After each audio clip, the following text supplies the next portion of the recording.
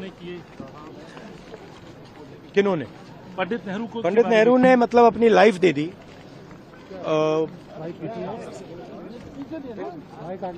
Life दे दी हिंदुस्तान के लिए, सालों जेल में रहे। अमित शाह जी को शायद हिस्ट्री नहीं मालूम, वो तो मैं एक्सपेक्ट ही नहीं कर सकता हूं कि उनको हिस्ट्री मालूम। वो तो हिस्ट्री को रीराइट करते रहते हैं। ये पूरा का पूरा डिस्ट्रैक्ट करने का है।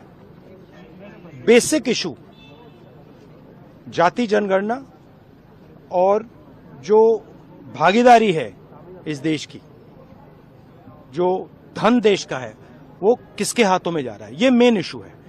और इस इशू को ये लोग डिस्कस नहीं करना चाहते, इससे डरते हैं, इससे भागते हैं।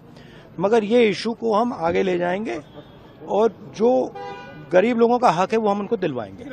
ठीक है, ये सब ये नहीं बिल्कुल नहीं बिल्कुल नहीं नकारा। छत्तीसगढ़ के अंदर ट्राइबल दिया वहाँ ओबीसी, आपको लगता है आप लोग मैंने सुनिए देखिए, हमारा भी ओबीसी था, इन्होंने ओबीसी दिया, ठीक है, वो इशू नहीं है।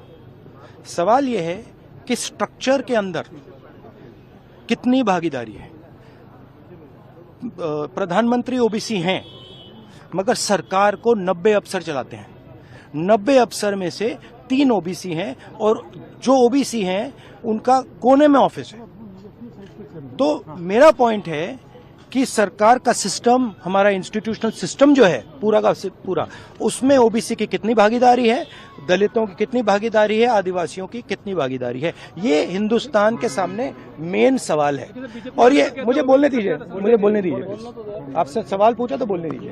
हाँ, ये मेन इशू है। और 24 घंटा ये डिस्ट्रैक्ट करने के लिए कभी जवाहरलाल नेहरू के बारे में बोलेंगे, कभी किसी और के बारे में बोलेंगे।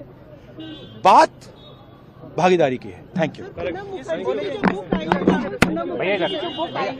उसमें उन्होंने, शर्मिष्ठा ने यह भी कहा कि भारत